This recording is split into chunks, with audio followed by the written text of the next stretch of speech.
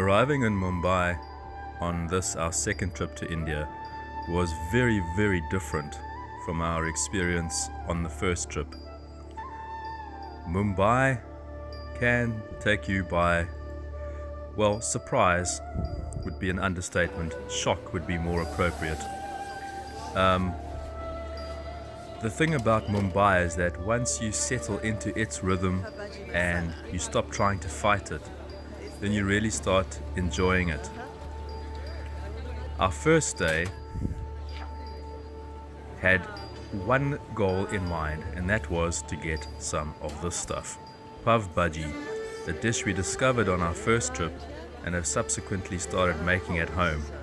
But there's nothing like having the real deal on Chowpatty Beach, watching it being made by somebody whose family has probably been making it for yonks.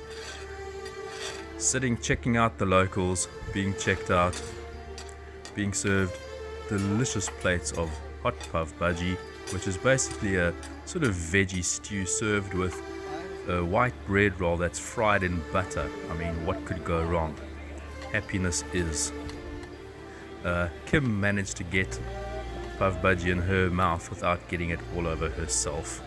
A feat that I have yet to manage. And there you have a lovely shot of the real deal. It is worth the trip.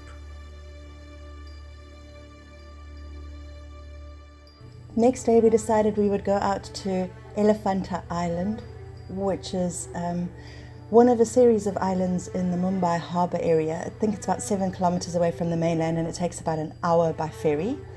And there's a long walkway up to the caves at the top. It's a temple island.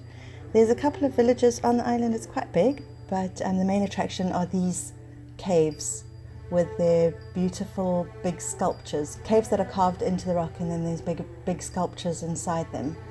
It's quite magnificent, and we were very happy to go.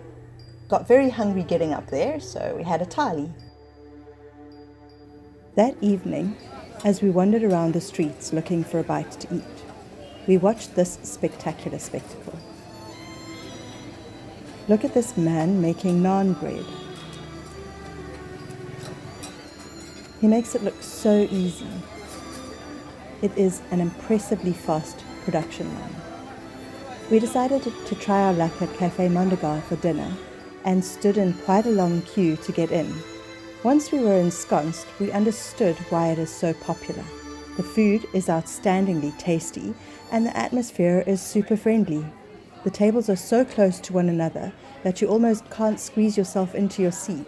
It's so tightly packed that the waiters pass you food to pass to the tables in the middle of the muddle. We loved it, and we will certainly be back.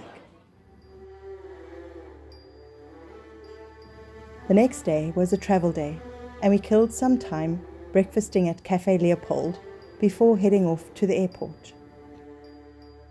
Mumbai Airport is one of the most beautiful airports in the world, almost like a museum, and it's not much of a hardship spending a few hours there.